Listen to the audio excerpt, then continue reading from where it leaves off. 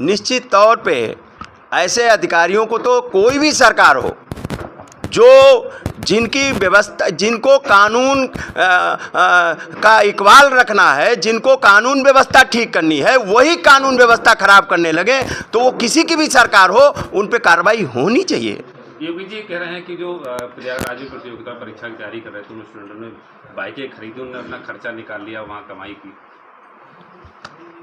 योगी जी अब उन पे क्या करें, उनके बच्चे हैं नहीं तो मैं पूछना चाहता कि आज बच्चे पढ़ाई लिखाई जो करके, बच्चे जिनके माँ बाप खेत किसानी से गेहूं धान बेच के पढ़ाते हैं, आज नौकरियां कहाँ मिल रही हैं। एमए पीएचडी एमफिल किए हुए बीटेक किए हुए लोग 10-10 5-5 हज़ार पे नौकरी करने को मजबूर हैं। आज जो इलाहाबाद ऑक्सफोर्ड बोला जाता था, जो इलाहाबाद ऑक्सफोर्ड बोला जाता था, जिसको भी सरकारी और पक्की नौकरी लेनी होती थी वो प्रयागराज जाता था। आज मजबूर कर दिया कि लोग वहाँ पे मोटरसाइकिल पे जो कलेक्टर और कप्तान बनाने की फैक्ट्री थी, जहाँ कोतवाल बनते थे, कलेक्टर बनते थे, एसडीएम बनते थे, थानेदार बनते थे, वहाँ मजबूर कर दिया कि पढ़े लिखे लोग पीएचडी होल्डर, बेरोजगारी का ये आलम आ गया कि जो कलेक्टर बन सकते थे, कप्तान बन सकते थे, उनको बाइक पे सवारी ढोने के लिए मजबूर कर दिया। इससे बड़ा देश का दुर्भाग्य क्या हो सकता है। पार्टी के विधायक अबू आजमी औरंगजेब का समर्थन करते हैं, क्या कहेंगे?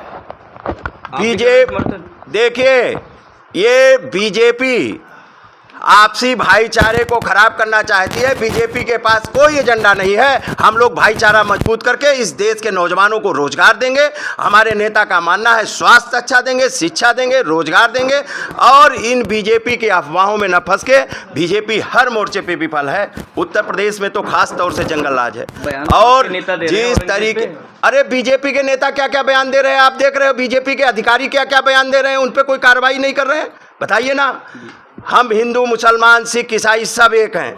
अरे बताओ ना, हिंदू का त्यौहार मनता है तो मुसलमान बना के देता है, आपको नहीं मालूम? ये चूड़ियाँ कौन बनाता है? मुसलमान बनाता है, जो हमारे सुहाग में जाती हैं। सिंदूर कौन बनाता है? मुसलमान बनाता है। आप बताइए, आप हिंदू मुसलमान में बांटोगे, हमारे त्योहारों को बांटोगे? अरे आप देखिए तो हमारी परंपरा क्या है, सब हिंदू मुसलमान सिख ईसाई सब मिल के रहते हैं।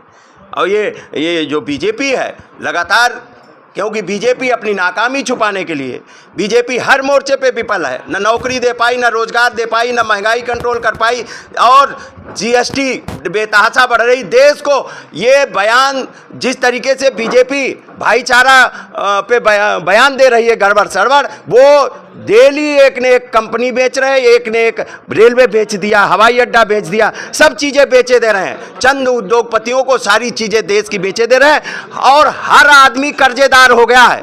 बीजेपी के शासन में कर्जा बढ़ा है। जो नन्हा बच्चा आज पैदा हो रहा, आज की डेट में पैदा होगा, वो भी कर्जदार पैदा हो रहा है और कई गुना ज़्यादा कर्जदार पैदा हो रहा है। बताएंगे क्या मामला, क्या है मामला? किस मामले में भैया? किस मामले? किसको उठाए भैया? ऐसा कुछ बोलेंगे नहीं।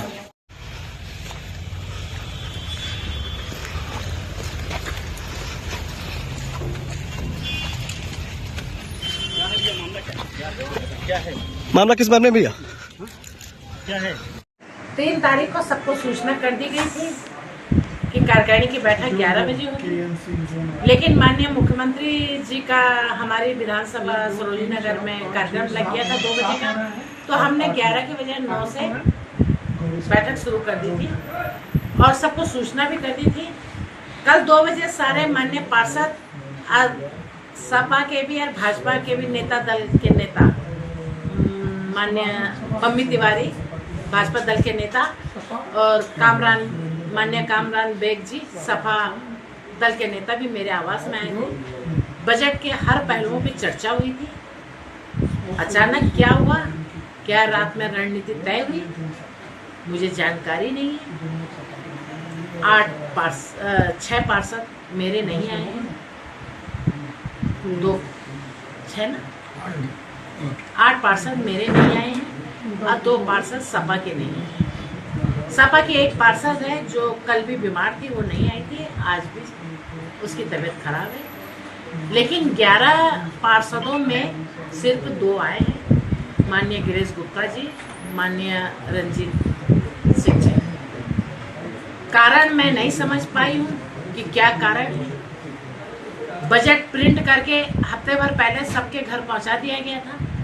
बजट में अगर कुछ इफ बट था तो कल मेरे घर में इस पे चर्चा होनी थी, वो भी नहीं हुई।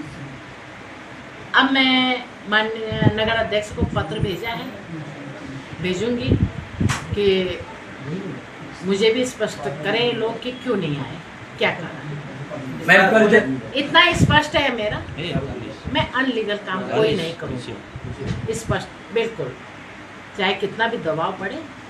लीगल में रह करके मैं अपना नगर निगम का काम करूँगी, अनलीगल काम करने से तो नहीं करूँगी। मैम, कल जब सर्वदलीय बैठक हुई तो उसमें किसी पार्षद ने संतोष जताया या वहाँ से किसी बात को लेकर के कुछ हुई जो आज ऐसा कुछ नहीं हुआ था। बजट मान्य पार्षद निधि बढ़ाने को कहा था, मैंने वहीं पे कहा था कि मैं इसे सदन में रखूंगी, उसमें कार्यकारिणी में रखूंगी। बजट बढ़ाना घटाना नगर आयुक्त और सीएफओ का काम है कि कितना पैसा है, कितना हम दे सकते हैं, कितना कलेक्शन हुआ है। यदि जो टारगेट है वो अगर पूरा कलेक्शन हो जाता है तो बजट बढ़ाया जाएगा। उन कार्यकारिणी की बैठक आज तो नहीं हो पाई, अब आगे कैसे शेड्यूल करेंगे? 18 तारीख को बैठक है, 18 में आते हैं तो ठीक है। बजट में क्या तय हुआ बजट में लखनऊ की जनता के लिए? मैंने अब तय क्या हुआ, कुछ तय कैसे होना था जब बैठक आज कंप्लीट नहीं हुई। बैठक ही नहीं, उसमें कुछ ऐसा तो नहीं था, कुछ विरोध था जो आपने कल तो अगर विरोध था तो कल बताते। मैं तो यही जानना चाहती हूँ ना कि किस बात का विरोध था, हमें लिखित दीजिए, बताइए। इन्होंने कहा था बजट बढ़ाना है तो मैंने कहा ठीक है, जबकि 23, 24, 24, 25 का मैं आपको दे दूंगी। कोई भी पार्षद ऐसा नहीं है जिसको 5 करोड़ 10 करोड़ 20 करोड़ तक मिला है। मैंने जहाँ पे जितनी आवश्यकता थी सब पार्षदों को दिया। 15 बीट हुआ, स्थापना हुआ, सीएम ग्रिड हुआ, यानी कि सीएम ग्रिड जिसके यहाँ हो रहा है काम, वहाँ 38 करोड़ जा रहा है। 186 करोड़ का काम स्टार्ट हो चुका है, हो चुका है, होने वाला है।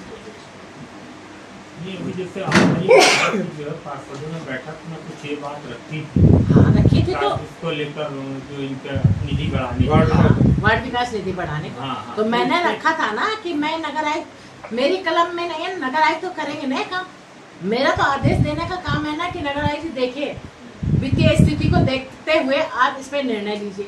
निर्णय कौन लेगा? मैं लूंगी, निर्णय तो पार्षद लेंगे ना। आपकी तरफ से शायद कुछ तो मैंने कहा है, गया नहीं है, आज ही जाना था, सब कुछ आज ही जाना था। इस बीच कई जगहों पे आपने औचक निरीक्षण किए, कई जगह कामों की गुणवत्ता में कमी पाई, क्या इस वजह से कहीं कोई? मैं नहीं जानती क्यों नहीं हुआ, क्या है, किसका हाथ।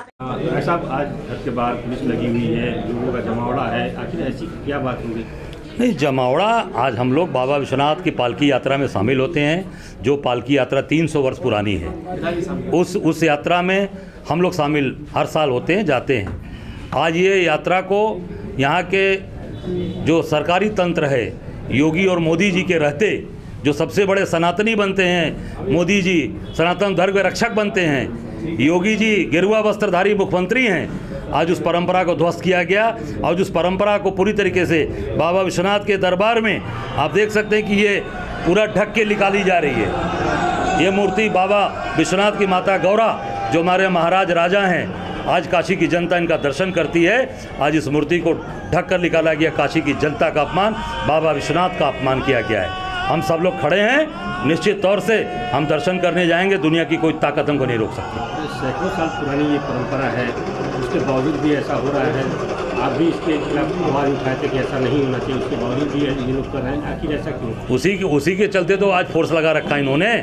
जो मैंने सही बात बोली कि हम जाएंगे, तो उसमें पुलिस लगा रखा है कि हमको जाने नहीं देंगे। अरे दर्शन करने से आप रोक देंगे? काशी की जनता आज बाबा विश्वनाथ का दर्शन, स्वरूप का दर्शन करती है। बाकी दिन हम शिवलिंग का दर्शन करते हैं, आज स्वरूप का दर्शन करते हैं, क्योंकि हमारे वो राजा हैं। काशी विश्वनाथ का दर्शन आज, बाबा स्वरूप का, माता गौरा का दर्शन वो रोका, आज ढका गया, मूर्ति ढक कर निकाली गई। ये परंपराओं को तोड़ा गया। आज कभी भी, ये पहले भी, जब से यहाँ पर ये परंपरा चल रही है, ना मुग़ल के समय रोकी गई, ना अंग्रेज़ों के समय रोकी गई। आज योगी जी, मोदी जी सबसे बड़े सनातन के ध्वजवाहक हैं। इनके समय आज पूरी मूर्ति को ढककर, यात्रा को ढककर, पालकी को ढककर निकाला गया। ये बाबा विश्वनाथ का, काशी के लोगों का अपमान है। तो अब आप पुलिसकर्मियों से बातचीत हुई है, आप जाएंगे या नहीं जाएंगे? निश्चित तौर से जाएंगे भाई, हम काशीवासी हैं, हम जाएंगे, दर्शन करेंगे बाबा का। और ये रोकेंगे, मुझे जेल भेजना है, जेल भेजें, मैं दर्शन करने जरूर जाऊँगा। अभी जो संभल में जो पुलिस का बयान जो आया है, इस प्रकार से पूरे प्रदेश में वो चर्चा का विषय बना हुआ है, आप लोग इसकी निंदा कर रहे हैं क्या? मैं देखिए, वो पहले भी सीओ, वो पहले जो दंगा हुआ है संभल में, उसके पूरे कल्पित वही सीओ है। और जो वहाँ पर आप इसके पहले देखेंगे कि यात्रा में वर्दी में गदा लेके घूम रहा है, वही सीओ। और वही सीओ आज ये तमाम उलझुल बातें जो कर रहा है, मैं समझता हूँ कि पूरी तरीके से सरकार का बर्दाश्त है, योगी जी का उसको आशीर्वाद है। जिस दिन सरकार बदलेगी उस दिन वो अनुज चौधरी जेल के अंदर होगा, उसके ऊपर कड़ी से कड़ी कार्रवाई कांग्रेस करेगी।